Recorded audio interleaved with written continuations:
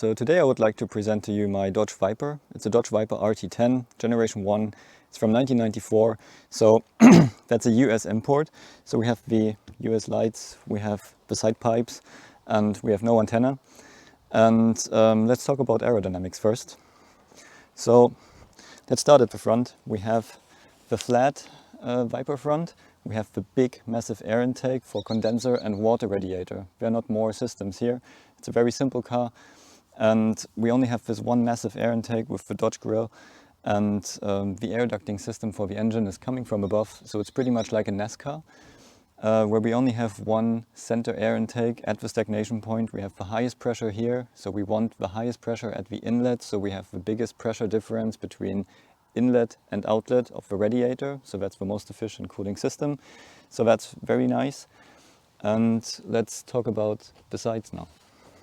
Here at the sides we have these massive air outlets, so air is going into the air intake at the front, highest pressure here. Here we have lower pressure because the wake of the front axle is coming out of here and is sent to the back. We have lower pressure here, so which gives us a great pressure difference between the air inlet and outlet, so it's a great efficient cooling. But the package underneath is a little bit obstructed, and we will have a closer look at this under the bonnet in a minute. So at the end of this big massive bonnet there are two air inlets, outlets, and it's a great design feature, but only one of them is working. And actually they look like air outlets because the design is suggesting that the air is going out here, but actually that's the air intake for the air conditioning system. The left one is blank, it doesn't have any function, it's just for symmetry, but it's a pretty cool feature for the Viper and it just looks very nice.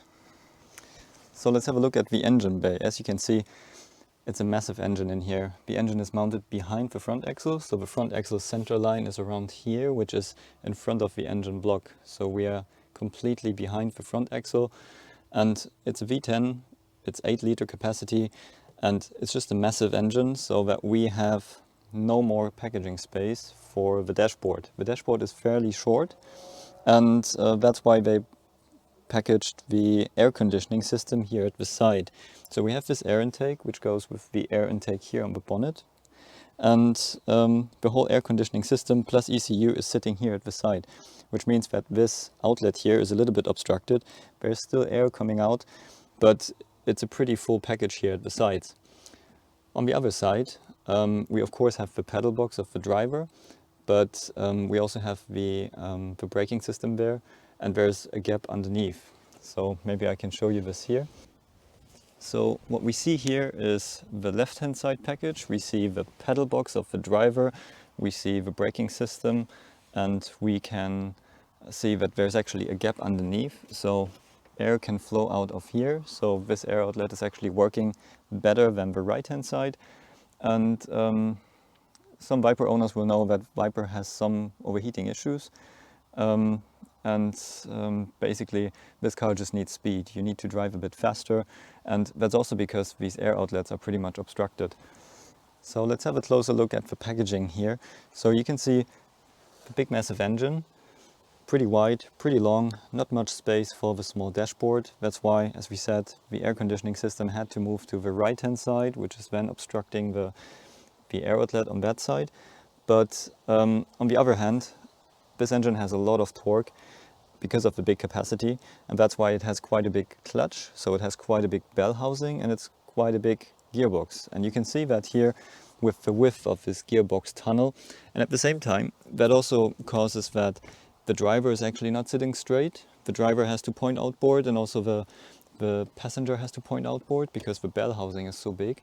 So you're always driving slightly angled, always facing the outside with your legs, and it's quite a special feeling in this Viper. One of the coolest features of the Viper is that it has these unique proportions. So new cars are usually very slim at the front and they have the widest spot at the back, but the Viper actually has the widest spot in the middle because of the side pipes. So this here is your widest spot of the car, which always makes it a bit hard to drive it on the trailer. So you always have to be careful with the side pipes here.